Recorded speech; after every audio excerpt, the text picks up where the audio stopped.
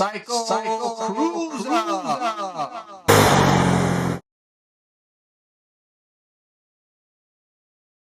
Hey folks, just setting up my homemade camera setup with my Panasonic FZ35 and my Pedco Ultra clamp. Alright, getting ready to head out on my 2011 Honda CBR250r. Head out to Hinckley, Ohio, out in the country for a nice little cruise on some back roads.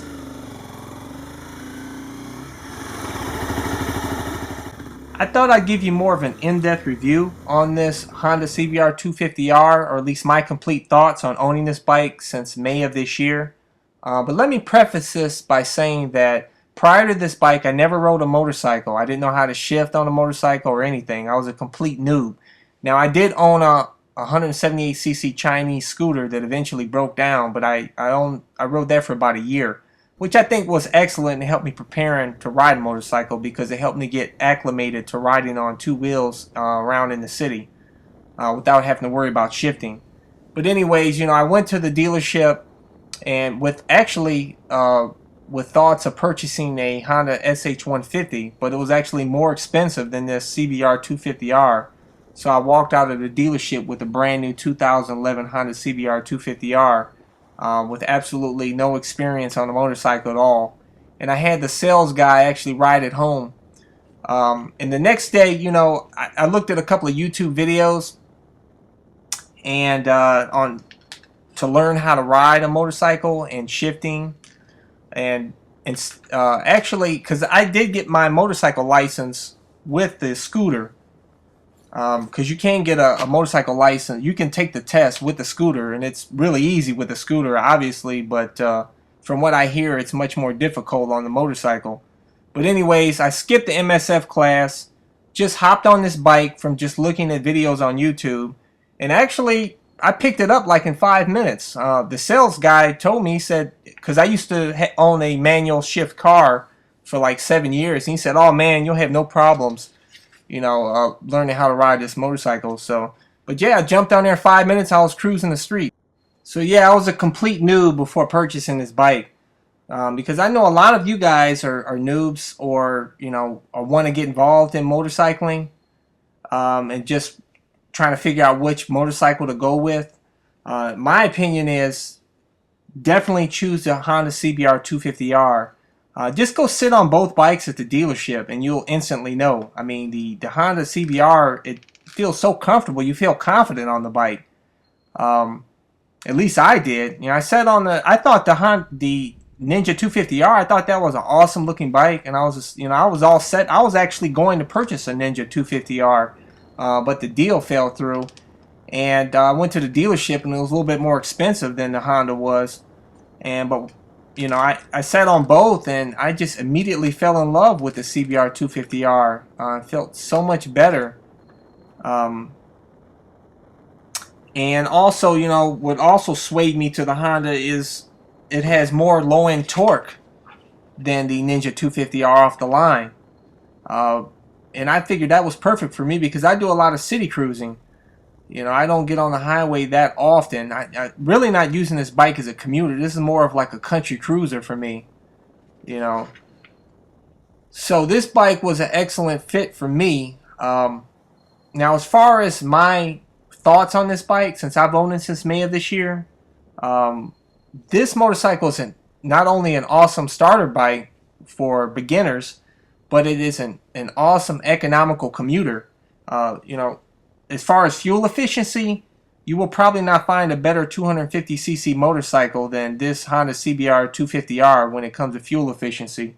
My best tank, and I didn't even try too much. I just laid off the throttle a little bit, maybe cruised here and there, coasted here and there, and I got 88 miles per gallon was my best tank so far. My worst tank is 72 miles per gallon, and that was a little bit more highway cruising, and hitting the throttle off the line pretty hard. But yeah, so you can't beat this bike with, when it comes to fuel efficiency, and also cheap maintenance. You don't have to get a valve adjustment until 16,000 miles. You don't have to do oil changes until every 8,000 miles. And You only pay what? I only pay $100 a year in insurance with Progressive with 250 deductibles. So I mean, that's cheap as dirt. It was actually much cheaper than the Ninja 250R when it came to insurance. So I would definitely recommend this bike for a beginner bike, at least from my standpoint and my thoughts, because it helped me gain a lot of confidence on this bike. I've never dropped this bike at all. I mean, I feel like I can, I can hit corners doing 50 miles an hour. You can hit, when you hit twisties on this bike, man, you can flick this bike around like it's nothing. It's such a light bike.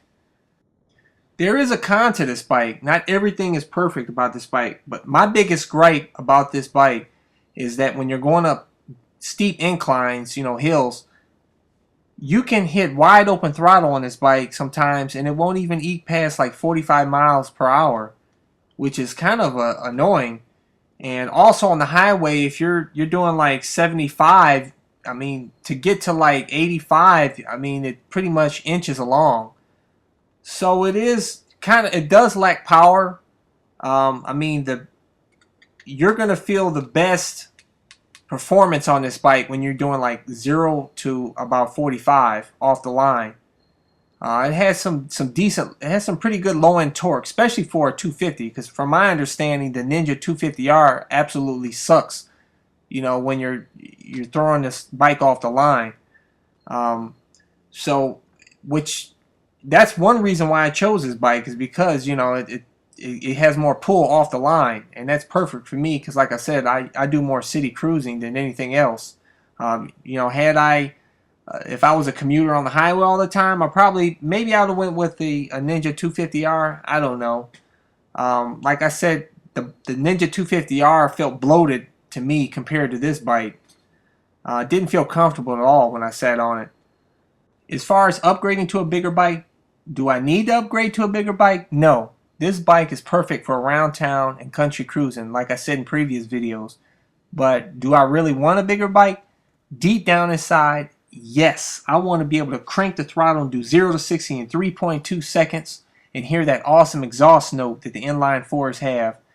The sound on this exhaust and the twin cylinders and the Ninja 650R bikes, I mean, it sounds like complete crap compared to an inline 4. It's nothing like the sound of an inline 4 engine. Even on the old 250cc Honda CBR250r's back in the day, with those inline 4s they had on those bikes, man, there's nothing like those sound. I tell you, it's awesome. There's no aftermarket exhaust that can duplicate the sound of an inline 4. But it's kind of up in the air whether I want to replace this bike or actually get a second bike, because I'd love to have this bike just to, as far as saving money and saving maintenance on the bigger bike. But if I replace it, it'll most definitely going to be with a Honda CBR250r. I'm kind of waiting for the new 2013s to come out. Hopefully they'll do a redesign on that, because I don't know, this design right now, the 2012 and previous years, I mean, it's kind of tired look. It's time for an upgrade. I like the new CBR1000RRs. The redesign on those are awesome. So I'm hoping they duplicate the redesign on the 600RRs. But yeah, most definitely I'm going to get the Honda CBR600RR in the future. I just saw one in the paper the other day, a black and white one. It looked awesome. It looked like the guy put some custom fairings on there, and he put some LEDs on there, some white LEDs, and it looked pretty hot. It was a 2009 with like, I think, 4,000 miles on it, and he wanted $6,000. So I was tempted to jump on that, but I'm kind of skeptical of buying used motorcycles because, I don't know what maintenance they've done on the bike. You can end up with a lemon, and there's no warranty on the bike, so you're pretty much stuck with a piece of crap.